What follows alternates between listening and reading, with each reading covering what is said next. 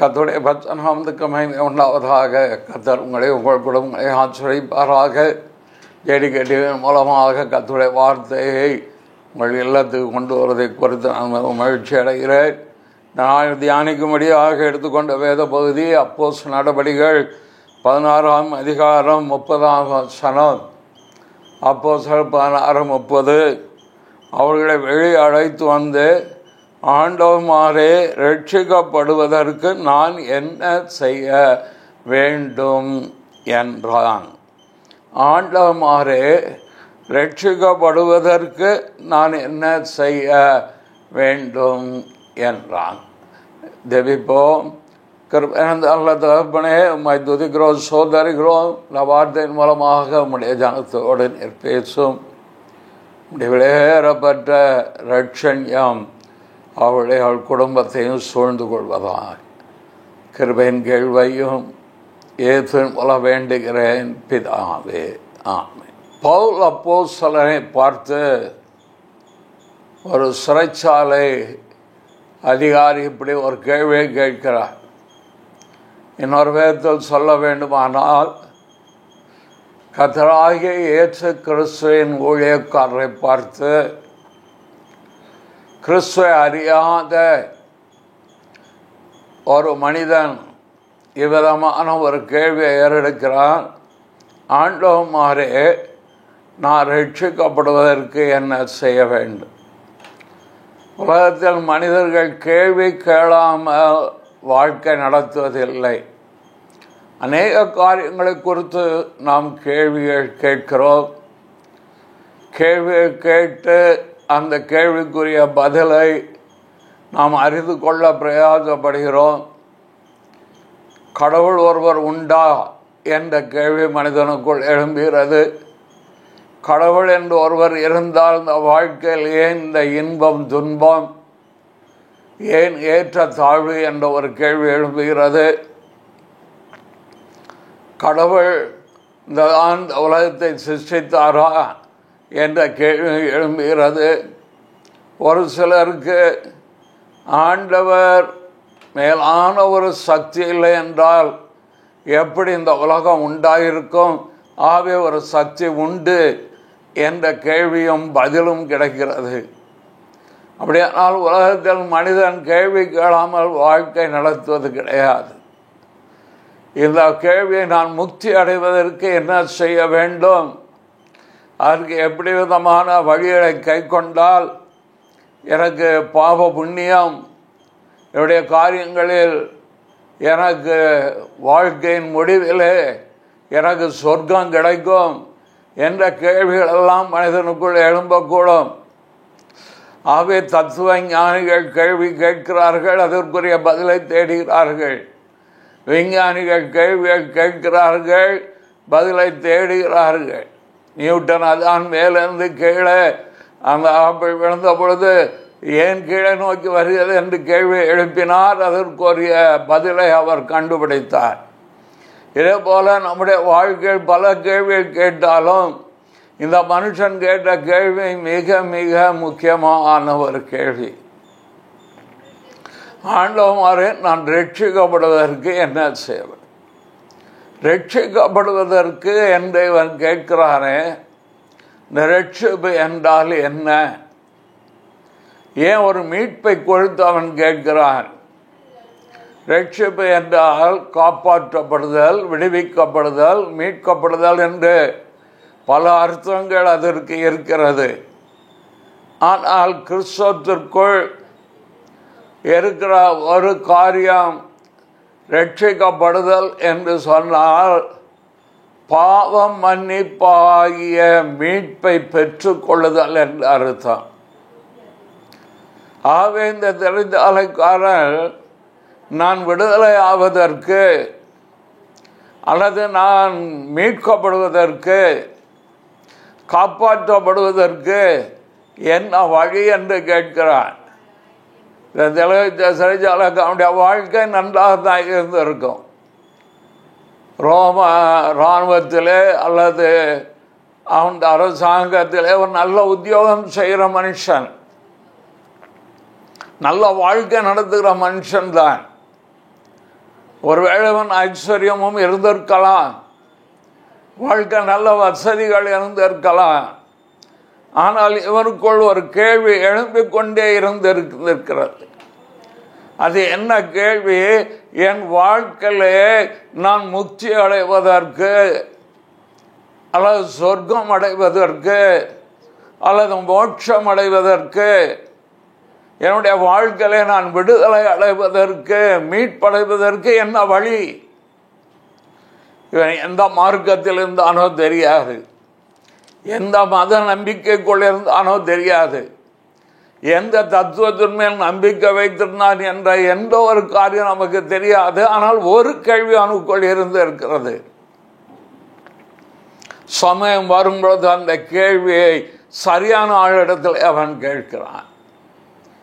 நான் ரட்சிக்கப்பட வேண்டும், எனக்கு பாவ மன்னிப்பு வேண்டும், எனக்கு பாவத்திலிருந்து விடுதலை வேண்டும், எனக்கு ஒரு தெய்வீக உறவு வேண்டும், எனக்கு தெய்வீக சமாதானம் வேணும், எனக்கு தெய்வீக சந்தோஷம் வேணும், எனக்கு தெய்வீக இளைப்பாறுதல் வேண்டும், எனக்கு தெய்வீகத்தினுடைய நன்மைகள் வேண்டும். ஆகவே ஆண்டவர் மாதிரி நான் ரட்சிக்கப்பட என்ன செய்ய வேண்டும்? இந்த கேள்வி உங்களுக்குள் எழும்புகிறதா? சமாதானம் இல்லாமல் வாழ்கிறீர்களா? உங்கள் வாழ்க்கையில் ஒரு சந்தோஷம் நிரந்தரமாக இல்லாமல் இருக்கிறீர்களா? இன்னும் உங்களுடைய வாழ்க்கை பாவத்திற்கு, குடிக்கு, வெறிக்கு, இன்னும் சொல்ல போனால் கோபத்திற்கு, இப்படிப்பட்ட பொறாமைகளுக்கு, எல்லாவற்றுக்கும் அடிமையாக இன்னும் வாழ்கிறீர்களா?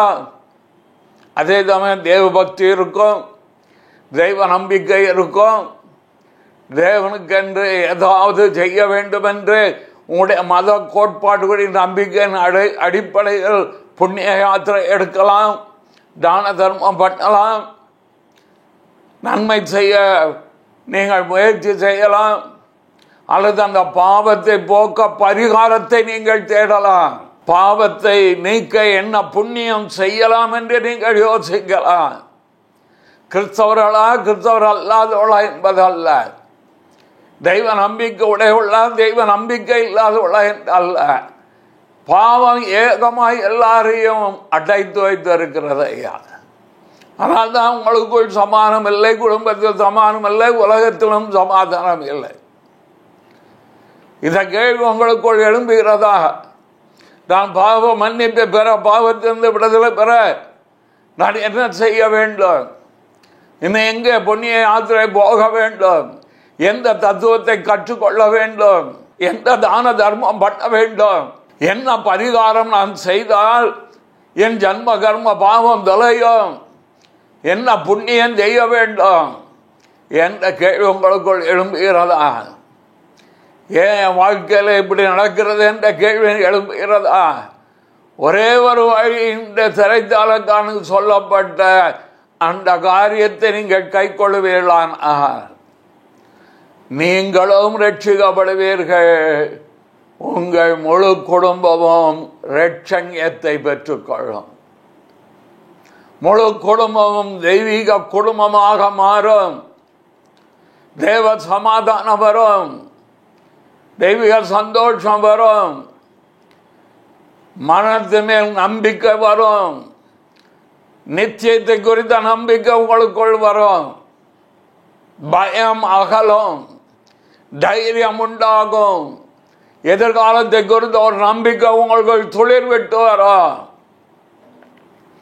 நான் ஏன் வாழ்கிறேன், எதற்காக பிறந்தேன் என்று அங்கலாய்க்கிற உங்கள் வாழ்க்கையில உங்கள் வாழ்க்கை அர்த்தம் உள்ளதாக மாறும். எதற்காக இந்த உலகத்தில் பிறந்திருக்கிறேன், நான் எதை சாதிக்க வேண்டும், எதை நோக்கி ஓடுகிறேன் என்ற லக்கை உடையவர்களாக நீங்கள் மாறுவீர்கள். இந்த கேள்விக்கு பவுல் அப்போதும் கொடுத்த ஒரே பதில்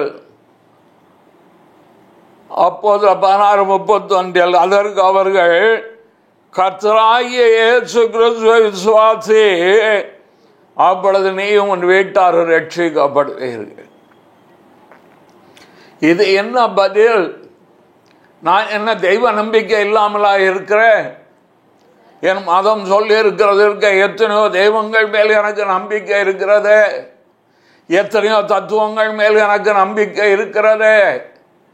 இவெல்லாம் விட்டையும் விட்டு இவர் என்ன இப்படிப்பட்ட ஒரு பதில் தருகிறார்? கர்த்தராகிய இயேசு கிறிஸ்துவை விசுவாசி, நீ உன் வீட்டார்